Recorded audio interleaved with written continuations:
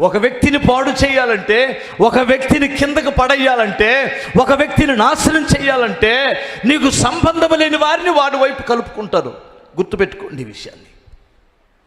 నీ మీద ప్రేమతో కాదో వాళ్ళు నిన్ను కలుపుకుంది, నిన్ను ఆసరాగా చేసుకుంటే కానీ వాడు కింద పడడం. బిగ్గరగా స్తోత్రం చెప్పండి ఒకసారి. మీకు అర్థం కాలేదా? నీకు ఆపోజిట్ ఎవడో ఆడిని చేసుకుంటారు. నీ పక్కన ఎవడున్నాడో వాళ్ళు మంచోళ్ళే కానీ వాళ్ళు మంచోళ్ళు కదా అంటారు. గుర్తుపెట్టుకోండి.